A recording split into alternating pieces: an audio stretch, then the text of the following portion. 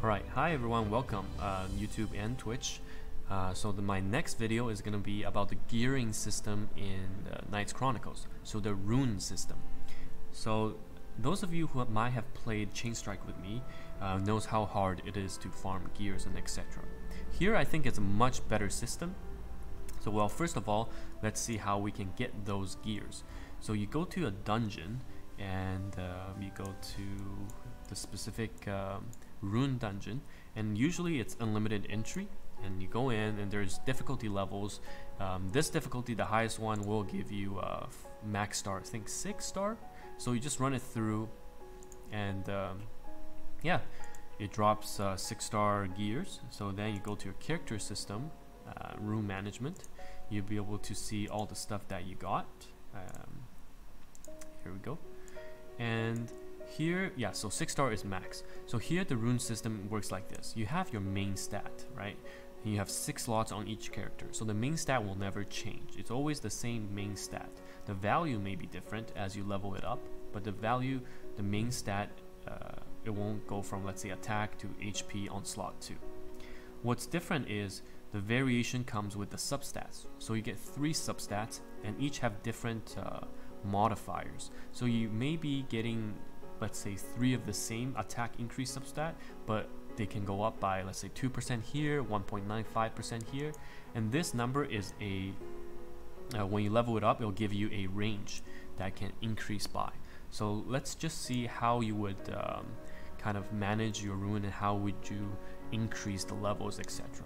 So when you get the runes, first thing you want to do is kind of throw away all the 1-star to 4 stars, I would say, as a beginner.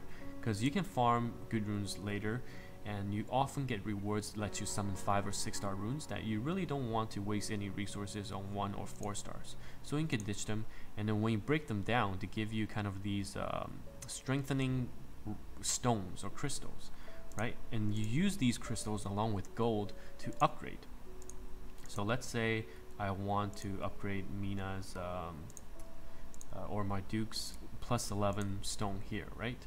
So if I were to upgrade this one, it will show me the cost for 1 attempt and the success rate and the gold cost. And you can see that with each upgrade at level 3, level 6, level 9, level 12, and level 15, max is level 15, you get a range of how much this value can increase, and also a range of how much your main stat can increase. So you can have a really, really good rune at the maxed each individual values, and you never know until you roll for it, right? So I think this is a really good overall system. Because it's actually pretty easy to get gold. It costs about 1 million, I think, to go to plus 15. But you can farm, if you farm the highest level gold dungeon, you can get 6. You can do 6 minutes of auto, which net you about 1.3 million. So that's fantastic. Yeah, and you can check the system and those of the rune system, and they give set bonuses too, right? So this one gives, if you have 2, you increase your defense by 5. You get here, when the battle starts, a set of 3 battle starts, you get 2 turns of dodge increased by 30%. So there's mix and match, and you can find what works for you. So overall, that's the rune system.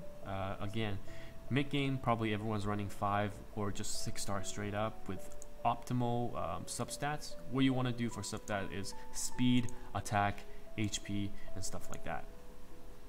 But it's pretty simple, actually. You don't have to fight specific bosses for specific runes.